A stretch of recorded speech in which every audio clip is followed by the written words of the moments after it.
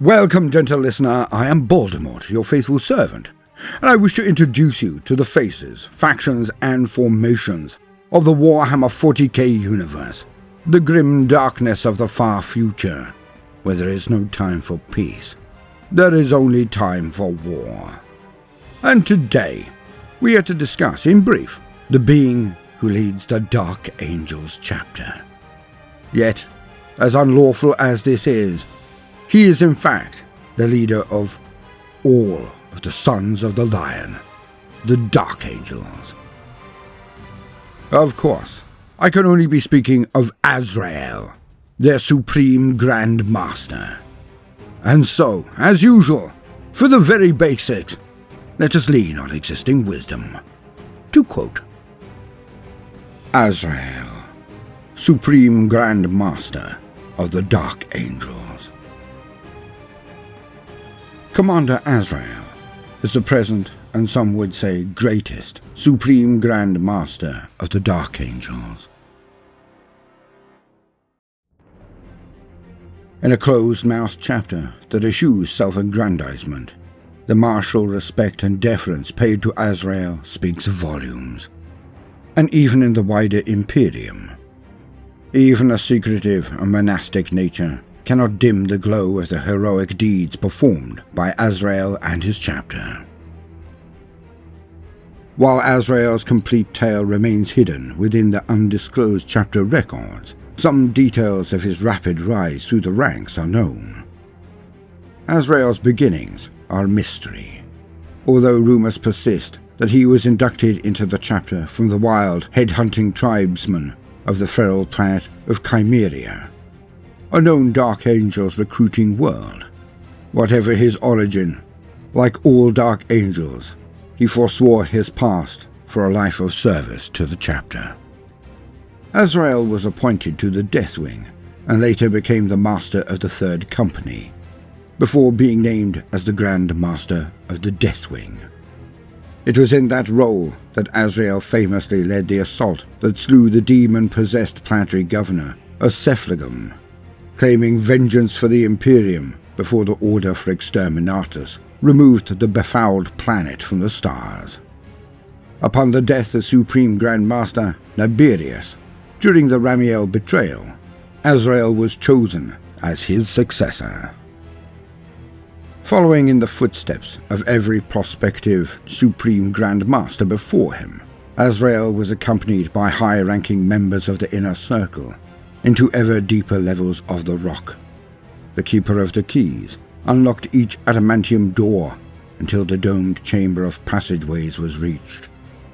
For out of the shadows came the mysterious Watchers in the Dark, and presented Azrael with the Lion Helm, an artifact said to have been worn by Lion L. Johnson himself, and the Sword of Secrets, the most powerful of the Heavenfall Blades. With these legendary icons of the chapter, Azrael was led down long hallways until, at last, he came to the Arch of Truth. Alone, the Supreme Grand Master entered, and faced an unspoken test to determine his resolve and suitability for the role.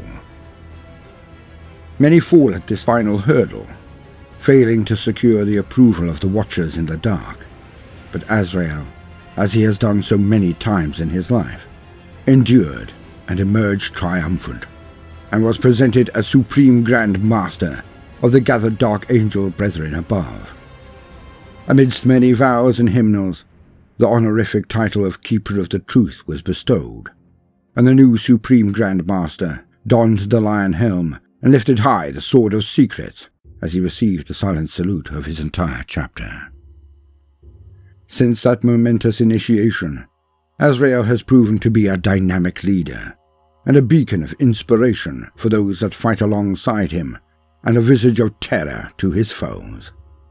Although solemn by nature, and not given to elaborate speeches, when he does speak, his words carry the conviction of righteousness and the surety of victory. Like the Dark Angel's Primarch, Lion L. Johnson, Azrael has proven a masterful commander, able to quickly grasp the rapidly changing realities of the field and orchestrate his forces to maximum advantage. His ability to manage macro-level strategies, as well as the tactics of individual squads, is extraordinary even for a Space Marine.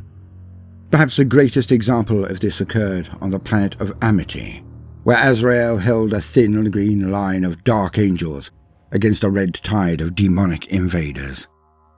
The Supreme Grand Master alone kept doom at bay, with his eye for defensive ground, his ability to inspire loyalty in his brethren, and, in the end, through combat so fierce that the Sword of Secrets continued to smoke through Demon's ichor for many days afterwards.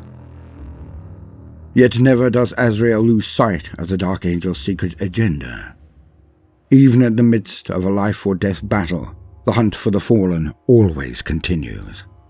This hidden agenda is always at the forefront of Azrael's keen mind, even as he plans the next battle, reviews the next sector to be brought under surveillance. In this, he guides not only his chapter, but all of the Unforgiven. That the Dark Angel's successors follow Azrael's directives on many matters is more than mere deference towards a founding chapter, and implies a unity of purpose that frequently crosses the line of one of the most important tenets of the Codex Astartes. Although stern, reclusive, and troubled are words that have defined the leader of the Dark Angels since the days of the heresy, the weight of the chapter's secrets has only grown heavier with time, and the burden borne by the current Supreme Grand Master in particular is unlike that carried by any of his predecessors. Azrael must contend with a galaxy deeply changed by the events surrounding the Cicatrix Maledictum, and only he knows that it is one that the traitorous Luther not only survived to see, but now gravely threatens. The Lost Oracle. Near the heart of the rock resides a single cell, an oubliette where only the Supreme Grand Master and the Watchers in the Dark are allowed to venture. It lies beyond dozens of locked gates, and its walls are inscribed with potent runes of warding, meant to keep hostile entities out, and also to keep something dreadful in. Here, for nearly 9,000 years, Luther was kept, sustained by strange, torturous sciences. By the end of his imprisonment, he was a broken, haggard madman who had spent millennia alone, save for the darkness and the diminutive Watchers. Down the ages, each Supreme Grand Master had used Luther as an oracle, attempting to extract confession or seeking to penetrate the madness that clouded the captive's reasoning. Luther's warped, contaminated mind would wander, and sometimes he attempted to deceive. Yet for all his ravings, there were moments of lucidity as he spoke of events that were, or that still might be.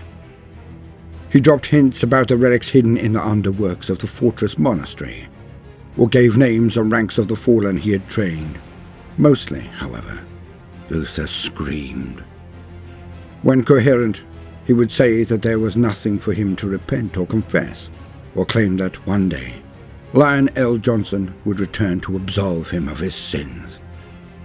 Luther even claimed that the Lion was close at hand, and that he could feel his presence growing. Since he was freed during the attack upon the rock following the Noctis Eterna, Luther's whereabouts are unknown. End quote. Azrael.